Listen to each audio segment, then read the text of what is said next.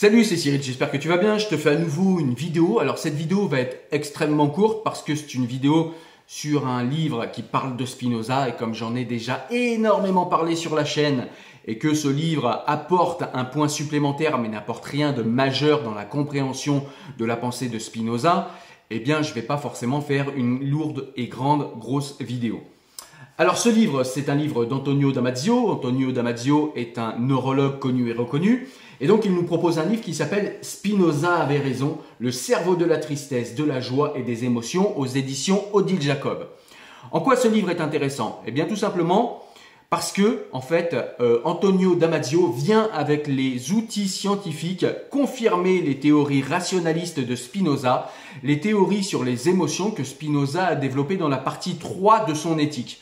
Je le rappelle, l'éthique est une œuvre majeure de Spinoza qu'il a mis 15 ans à écrire, où il parle de Dieu, en tout cas dans la partie 1, il parle de l'esprit dans la partie 2, et il parle des émotions dans la partie 3. Il y a encore 2 autres parties dont je t'ai parlé, je te mets la vidéo en description, je t'en ai parlé, pour pouvoir t'initier à l'éthique. Mais en tout cas, ce livre en fait est intéressant, non pas en ce qu'il nous apporte une compréhension différente, quoique il y a quand même, certains points en fait qui nous permettent d'avoir une compréhension un peu plus importante de ce que nous disait Spinoza.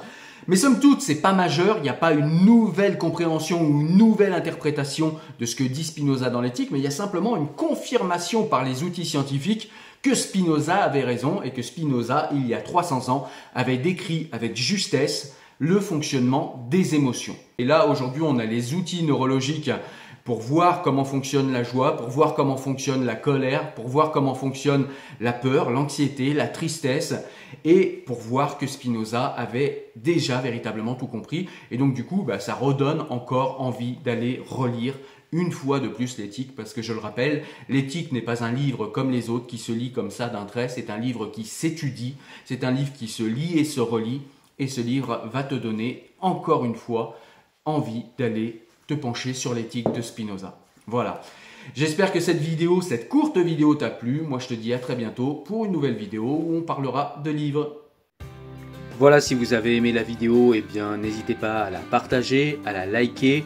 Vous pouvez également nous retrouver sur le site internet avec des articles inédits, avec des articles des livres que je vous ai présentés ici. Vous trouverez des citations de livres, vous trouverez des recommandations de lecture beaucoup plus poussées que ce que je peux faire en vidéo. Et vous pouvez nous retrouver également sur tous les bons lecteurs de podcasts, y compris Spotify, Apple Podcast et Google Podcast. Merci beaucoup, au revoir.